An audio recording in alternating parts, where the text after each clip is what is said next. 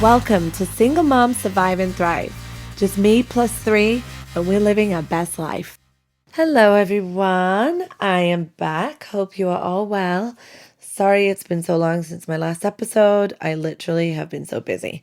I can't think off the top of my head exactly with what, but I've been busy with work and with everything else. I'm doing a side hustle as well. Not only my singing stuff, but I started my karaoke DJ company, which, by the way, if anybody needs a karaoke DJ for a party here in the SoCal area, please reach out to me. That's my business, so I can advertise it. You can get me at b.fab underscore karaoke. My company name is B.fab Karaoke Services. Very exciting times. My friend Maya and I, who you're going to hear from today, her and I are business partners in crime as well as in regular business. And she's been a friend of mine for a long time. And we kind of started a little business venture together. We were trying to do talent management, and then we kind of moved on into different things. She does catering for parties. I do karaoke DJ stuff.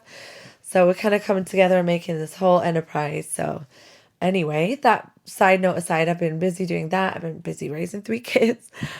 I've been busy having a life, dating Michael still. Everything's good. We still haven't figured out a chance to sit down and do a podcast together. So sorry about that. I've been really wanting to do that, and I know Michael's down for it. It's just we just haven't gotten our shit together about doing that. And anyway, so just time's gone by, we get busy, and that's why I'm not going to beat myself up about it. But today it just popped in my head. I was like, it's ridiculous. I need to do an episode. And also today is a significant day. And the reason I'm calling my episode Big Sister Love is because it's so important to have those people in your life that are there for you in the sense of a friend that's just like a big sister. If you don't have a big sister, I don't. My friends have been important to me. And Maya, she's been one of the friends that I've known for a long time now, 9 years, and has been there with me through the journey of being a single mom from the get-go. And what we have in common is that she was a single mom as well. Her daughter's much older than mine. She is a good handful of years older than me, like 6 years older than me. So she just did life a little ahead of me, and she became like a big sister to me, also a best friend. And I've been wanting to interview her on here so many times. I just haven't gotten around to it. So today is the day. You guys get to speak to Maya a little bit. You get to hear from a conversation her and I have. We're going to talk a little bit about some of the trials and tribulations of being a single mom, right? But I just wanted to kind of emphasize, if you ladies or dads or whoever's listening out there have not got that friend that really helps hold your hand, go find one. And I know you might be thinking, well, okay, Jeanette, okay, I'm just going to go find a big sister best friend. Well, like you'll hear Maya say, it comes to you. If you just go to the right places to meet people, whether it's like support groups or just I honestly think that God steps in and helps you find friends that are at the same situation. It's funny because I never went out of my way to go find single mom friends, but they just started coming to me. And throughout the years, I'm just drawn to them, they're drawn to me, and single mom friends and I have just become each other's sisterhood type support system. And I honestly think it's the most best way you really will get that support. I'm about to go to England actually to visit all my friends back home, and I'm gonna have a great time. But a lot of them are not single parents, a lot of them don't get me anymore. A couple of them do, and those ones I'm closer with than ever before, because it's just something that bonds you in a way that nobody else gets it. Your life experience flips around, and you become that life experience once you've become a single parent. Even if you remarry, honestly, you get it, and people that are single parents get you. And it's just never been so important to just band together and find each other and stick together. Like days like today, my daughter's 15th birthday today, and her loser dad once again didn't call, it's not something I'm gonna really sit here and talk too much about, but it is something that significantly impacts me. And it's times like today that I get really sad, and I'm grateful for the friends that I have to speak to about it and walk through life with me in this, because every time it's my kid's birthday and their dad doesn't call, I'm sorry, it doesn't matter how many years it happens, it's going to be really hard for me to watch that pain in their eyes. Even though they kind of half expect it, it doesn't mean it's not really hard for me to watch. And just I hold a lot of guilt for that. A lot of pain and guilt for my bringing them into this world with that man. You know, I hold guilt. Like, that's my fault. I did that to them. Even though everyone's sitting there telling me, no, Jeanette, it's not your fault. You didn't know he would do that. Of course I didn't know, but I still fucking had kids with this guy. It's fucked up. Like, I am the reason they're sad today. You know, and I just have to walk through that pain, and there's nothing I can do to get rid of it. But just accept it. Come to a place of acceptance and pray for Matt, you know, and their dad, and anyone that's going through that too. I'm here for you. You know, if you want to drop me a line, we can always chat. And you know, I know a couple of people have reached out, and I'm so sorry we haven't gotten around to creating an episode with some of you guys, but I need to make that time. I need to make it happen. So if you want to hop on an episode with me, we can chat. We can. Just know that I'm here for you guys as well. And whatever you're going through, just message me on Facebook or Instagram at Single Moms Survive and Thrive. I'm always around, Jeanette, the craziest girl alive. And whatever you're going through, you're not alone. I promise you that. I'm here with you. We as single moms are here together. You'll get through it. And hopefully you enjoy listening to me and Maya converse a little bit about that today. So for all those listening, I'm on the phone with Maya, my best friend. Hey. And today's my daughter's 15th birthday. She's at practice, so I can take time to do this podcast.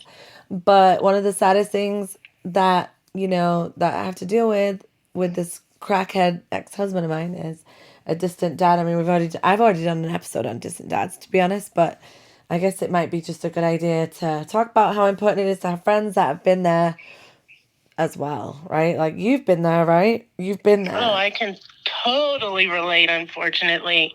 Yeah. It may not be the same reason for distance, but unfortunately, I dealt with my daughter's father, who, for the first about 5 years of her life, was present. You know, wasn't perfectly present, but was definitely present. And then all of a sudden, wasn't. So I would say it does take a toll, not only on, I mean, I never wanted or planned to be a single parent. That was kind of the hand I was dealt. You know, and I had a good time, you know, because there are, if I may say, some added benefits to it. Whereas you don't have to deal with, you know, the father side of the family as much and their influence. If you don't agree with their parenting styles or whatever the case may be. But it takes a toll not only on the parent's mental health, but for certain the child's, right? So I dealt with a lot of my daughter crying when he didn't show up. You know, to her, she sang. She had all kinds of performances. You know, for example, he actually was an artist as well. He did a lot of writing and rapping and stuff. And, you know, you would think that's something he would enjoy to see. So, you know, it manifests differently, you know, as in an adult child. And I've seen kind of what toll this has taken on my daughter, you know, through her life. And so she's it's definitely, just so everyone knows, she's how old's Zaya now? Your daughter? I forget. 25? Oh, Zaya's 25. She'll be 26 shortly. Yeah. Wonderful child. I mean, just a few days. So yeah, another tourist in the house. But yeah, definitely she's 26 now, and it's still stuff. She's in therapy herself. I feel like that comes out to deal with that. Exactly. I was going to say, I feel like that's one thing that I'm learning, sadly enough, and you always kind of been there with me through this one, is like, you think, you know, like when I split from the kids, they were not even 2, 6, and 8, right? Like, you think if you get it early enough that, and your daughter wasn't, you said she was 5, right? Or whatever. Well, she was 5 when he stopped being consistent. Right. The disappointments happened. I think the culmination was around 12. Yeah. Which is honestly the teenage years, developmentally. I think it's important for the father figure or the male figure, yeah, to be present even more as she develops kind of like, yeah, Oedipus complex or, yeah, kind of what role a man should look like in their life and the lack yeah, thereof. right. But you're So, right. it's It manifests in as they grow into that adult life, and I'm already seeing the beginnings of that. With Nikki being 16, almost 17, Amelia turning 15 today. And for those who are listening, you didn't hear earlier, I was telling Maya that today I made the mistake of calling Matt, their dad, and like going off on him for not calling Amelia today because it's her birthday. And then it just caused this whole drama. My oldest daughter got on the phone, started yelling at him. Then he got defensive, and of course he was like, I was gonna call, and then started trying to say all the crazy drug addict stuff like, why don't you tell them the truth, Jeanette? And like stupid shit. Wow. Like, wow, like, okay, here's where we're gonna go into Crazyville. I'm not even gonna entertain that conversation. Then Amelia was in tears. Why didn't you wait till after dinner to call him? And I'm like, fuck, I fucked up. I shouldn't have even called him. I was just like, in my emotions, I made the mistake to just take it out on him. And in doing that, Dominic was crying because he heard us fighting. Nikki was in tears. Amelia was in tears. I just fucked it up. I like ruined my daughter's birthday, just all because of him being a loser. I should have just left it alone.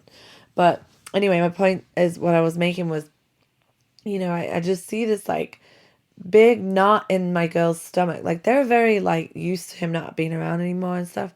But this big knot in their stomach that they just probably ignore sort of like rears its head on days like today, and it's like a 15-year-old daughter's birthday. Like, and your dad doesn't even call. Like, you saw that, I'm sure. You saw those disappointments, and they just grow and grow, and then it manifests into their young adult life. And what stages can you speak to about that? Yeah, I definitely agree, and that's one of the most difficult parts of being a parent, right? Those pains that you're not able to truly explain or heal, and really all you can do is be there to support. It's probably not my place to say, but I even saw, for therapy, my daughter made a list of things she wished her father would do for her or did for her. And, I didn't read the whole thing. She let me glance at it.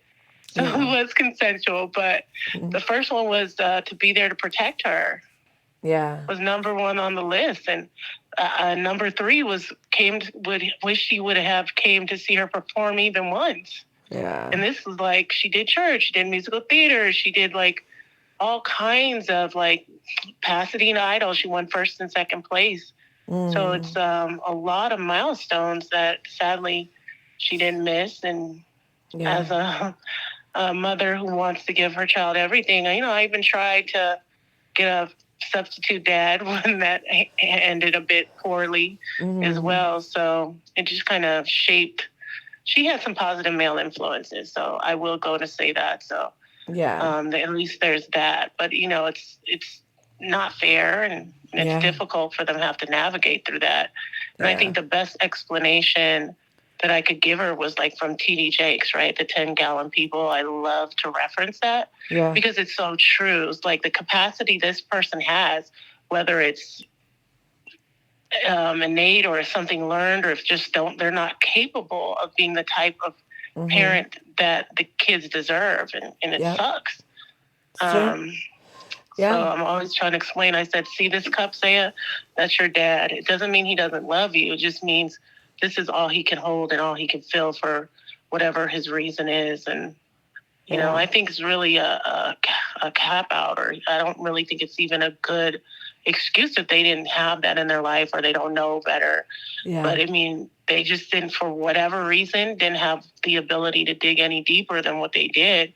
And it's a shame, actually.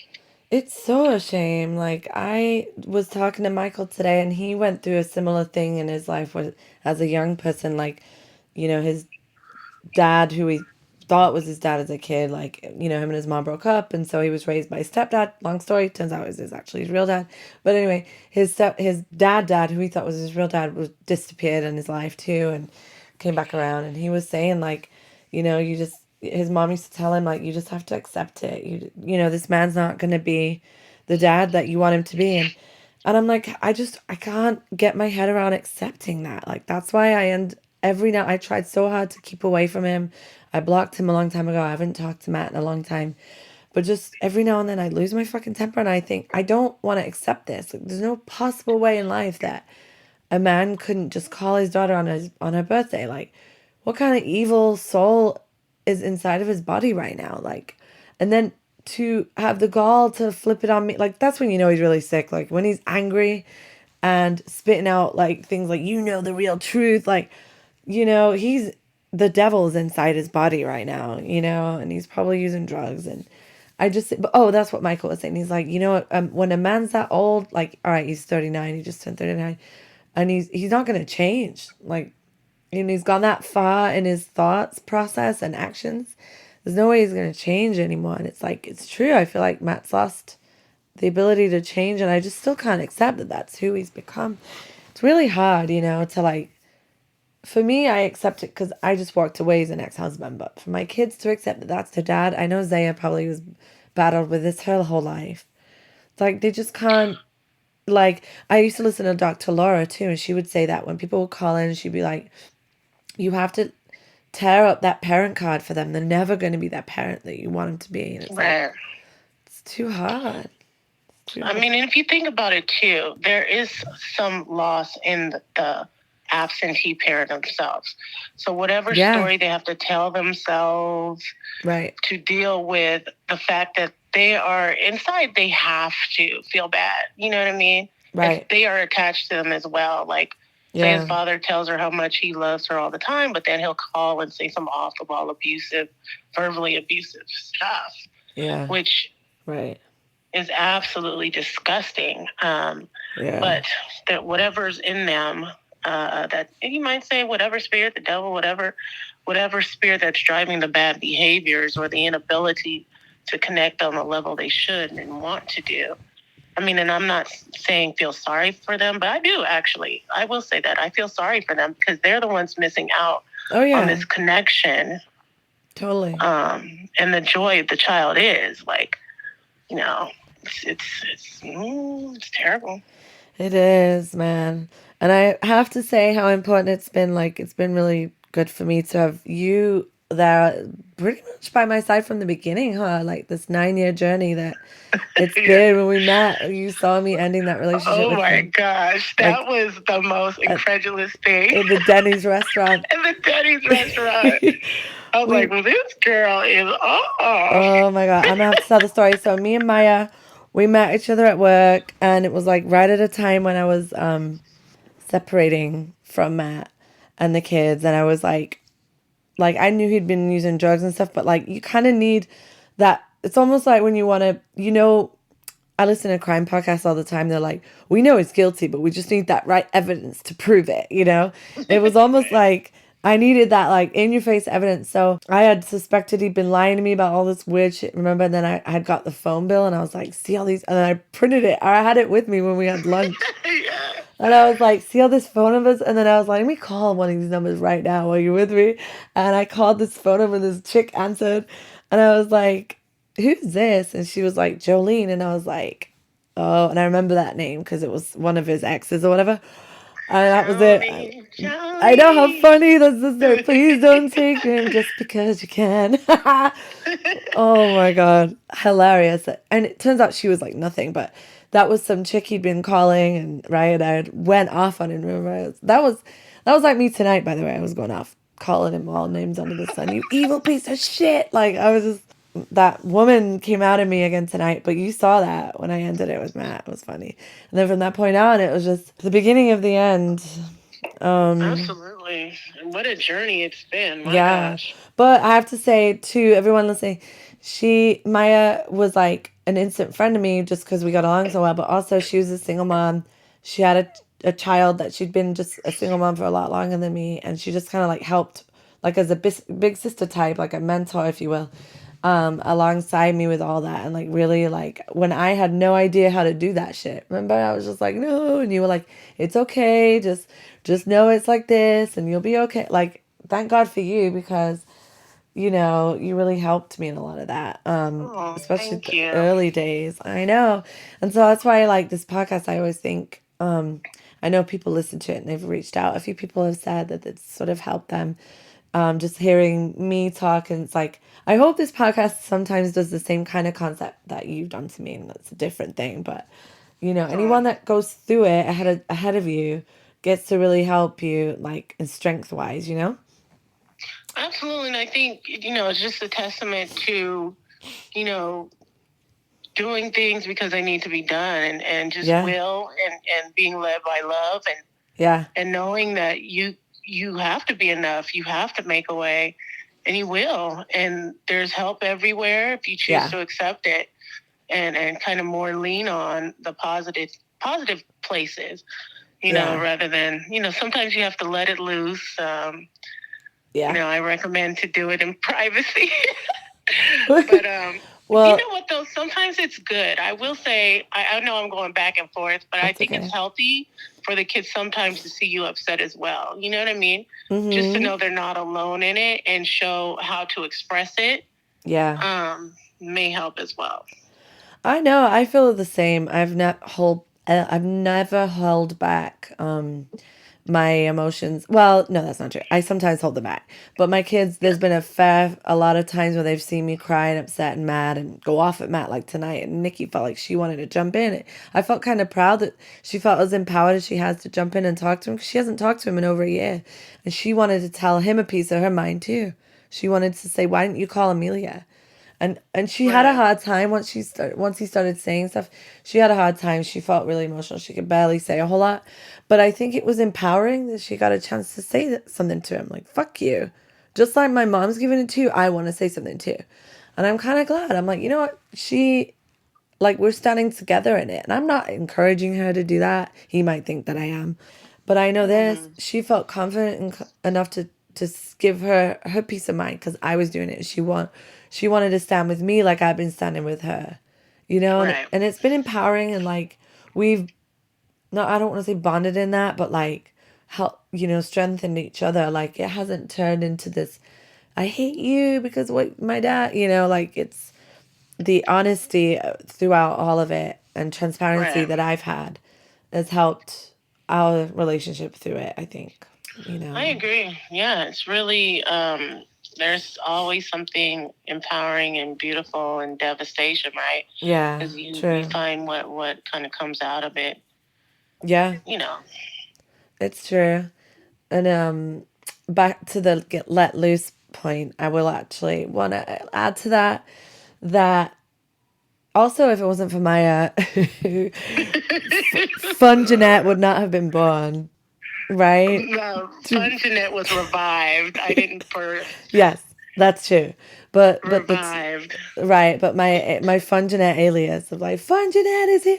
I remember when it was like the first year of 2015, I think it was, because I had just split up, we just moved out. And then every time I got some babysitting, I'd come out with you and you'd be like, I love Fun Jeanette. Because we have very professional Jeanette that shows up. And initially I was like, what is this girl doing? She's so stiff. Boy, was that. And then when Jeanette and Maya came together, it was like, okay. And then it would be like, okay, I need to calm down now, go back to boring Jeanette. And then Fun Jeanette would come out. And then fast forward a couple years when Matt got his shit together for a while, and I was able to give them over every weekend. Fun Jeanette came out to a whole nother level. Remember that year? It was 2019 or something, 2018. Oh my God, that was insane. Yeah. We made it through alive though.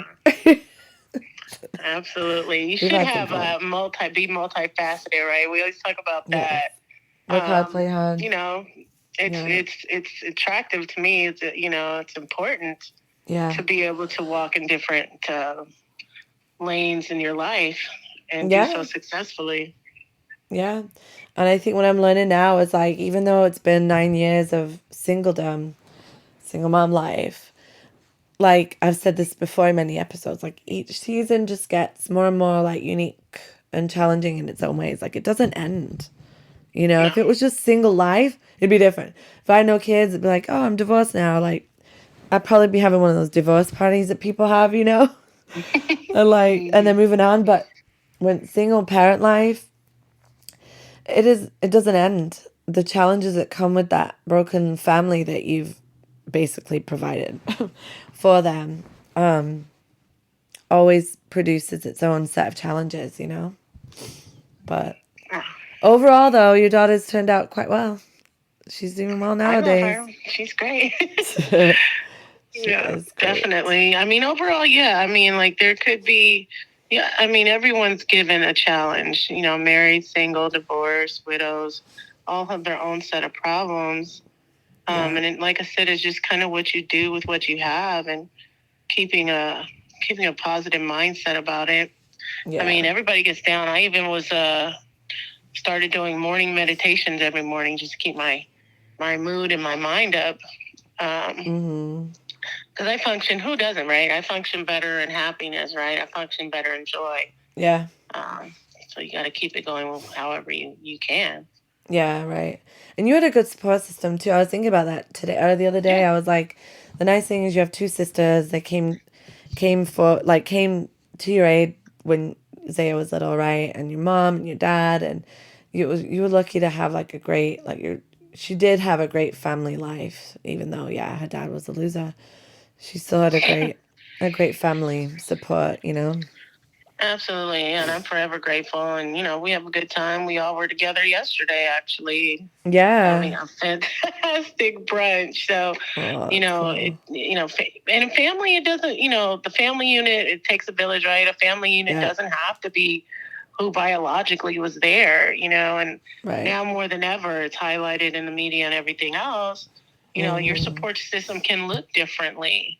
You don't really have to mourn the situation you're in. Like, the grass does look always greener, but my current spouse right now, he was married and a father that yearned to be present. And on the flip side, he wasn't able to parent. So it could happen in different ways. Yeah, it's true. And, and then to that story, like, I know they've been working really hard at reconciling in a lot of ways in the recent year and everything. And it is never too late. Like, I kind of have a hope, like, that one day Matt really will get his shit together and come around and try to make things right in the right way and not be this angry, like, piece of shit that feels like he's a victim. One day that he just comes around and he's very apologetic and not just saying sorry, but, like, showing in true actions who he really is and try to earn that forgiveness from his kids and have a relationship with them when they're adults even. One day I'd love that for them and then for them to have, a grandpa for their kids one day. I just don't know. I mean, it's never too late. I know there's a lot of pain and resentment that I don't know that there'll ever be true forgiveness. So each child's going to have to manage that their own way. But if he doesn't die and he gets his act together one day, it's still never too late to make things right. And, if they want to do it, it's just, who knows? I don't know what the future holds with that. I just really hope that my kids make good choices with girls, especially picking men. Or, I don't know. I don't know what that's going to look like. I don't know. No, we don't. We just don't know. We'll see what happens, right? Because unfortunately, my daughter found peace by kind of just cutting her father off altogether. Yeah, and that's unfortunate. It had to go that way. And kind of like Matt, he was just like, "You act like Maya," and kind of blaming the victim, and playing the victim. But you got to learn that, mother, daughter, parent, son. If somebody's being toxic, it's not your job to save them. Like, you do as much as you can within yourself, but not if it's the detriment of your mental health. Right. And prosperity, like, it can keep you in a toxic place that you're not creating yourself. And, she, like I said, she's been working through her dark side and working through, what is it called? The dark work, shadow work. The dark place. No, the shadow work. She's doing her shadow work a lot. Yeah. So now she's coming on to the next stage of development for herself. And I'm just really, really extremely proud of her for, a lot of people don't deal with their shadows. A lot of people don't deal with the pain. Yeah. And she has, and made the steps she needs to move on. Right. No, that's good. I know. I feel the same about Nikki too. She's been in therapy, like she's does it virtually, but whatever. But it seems to be, I don't know. I think I'm proud that she's still just going through it, and dealing with it. And I wonder if she's going to talk to her counselor about her little run in with her dad today and actually talk. Like, I asked him, like, how's that make you feel? She's like, worse. I was like, oh. But I don't know. I feel like I personally feel like I'm glad she got to tell him a little bit of how she felt. And like, because sometimes you need to get that out. You need to tell them, you piece of shit, you hurt my feelings. Like, she got to tell him. She stood up to him today. She told him, I'm proud of her for that. She might not feel good about it, but I think that therapy, like I don't know. Anything that you can see from the outside, right, they're really working on the courage to face things. It makes you proud as a mom, like you're just saying, that she's facing her demons and working on it. To me, I see the same in Nikki. I know she's been dealing with some real demons, and I'm glad she's working on it, because that's what we owe to ourselves. We're the only ones that can do that. Nobody else can fix our problems for us. We have to be the ones with braver, enough bravery to work on them ourselves. And when they're younger, it's hard. They don't understand like how to do that. The fact that, Zaya's working on that now too, as she's going into her prime, like young adult years in her mid-20s, Right. Absolutely. That's good. She moved out. She's got a good job. Like, she's not relying on a man or anything. Like, that's really strong woman stuff, I'm proud of her too. Absolutely. Yeah. I'm proud of her too. Yeah. Tell her that. I know, these kids are getting old. It's crazy. Growing up. It really is, especially when I don't feel any older myself. Neither do I, dude. Neither do I. No, we're the same. Oh, I know. My mom just told me today she spoke to a friend she hasn't spoken to in 30 years. She lives in Michigan. She was a maid of honor at her wedding. She was like, we talked for 2 hours. She got back in touch with her. And she's like, it feels like we just talked yesterday. Like, no time went by. I was like, well, yeah, that's how it is. Aww. So, and she's 83, her friend. She's like, she's busier than me. I was like, okay. My mom's like 76 today, I think. 7. Oh, that's amazing. Yeah, it's her birthday too. They have the same birthday? Yeah, Amelia and my mom. Mm-hmm. Yeah, Mimi and my mom both have the same birthday.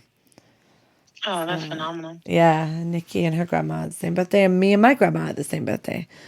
So wow, there's some magic in that, I think. I know. Me and my niece have the same birthday. My my brother-in-law and his daughter have the same birthday. My sister-in-law and my brother have the same birthday. It's weird how many matching birthdays we have in our family. Yeah. I love that. So strange, right? Yeah, it's like, it goes to show you there's something in the moon and the stars aligning with spiritual shit, I don't know. I totally agree. But anyways, one piece of advice you could give, Maya, to anybody who's a single mom, what would it be? I would say believe that you can. It's kind of like, the books, the notepads, get you some, put it on your wall, recite it at night, because you can do it, and you can find support even if you don't have it in family, if you don't have it in spouse. Yeah. Somebody will come along. There'll be an angel. Yeah, that's true. And you will make your way. You'll be all right. That's good advice. I love it. And it's so true. It's so true. You're my angel, Maya, just so you know. Aww. Here's to Belgium. We're going to England and Belgium in a week. So yeah, it's going to be awesome. So yeah, long-lasting, lifetime friendships will be made, Yeah, it happens. It does. It's true. Thank you, Maya. Okay. Oh, thank you. Well, I hope you all enjoyed meeting my very best friend, Maya. She has been so instrumental in my journey as a single mom, and I really hope that all of you ladies out there, you find somebody as special as Maya to really walk through life with you. A good friend through the tough, the bad, the good, bad, and the ugly. And just be strong, ladies, no matter what. You will get through it, and life will be amazing. It's all about survival and then thrival. So have a wonderful day. Until next time. Bye-bye, everybody.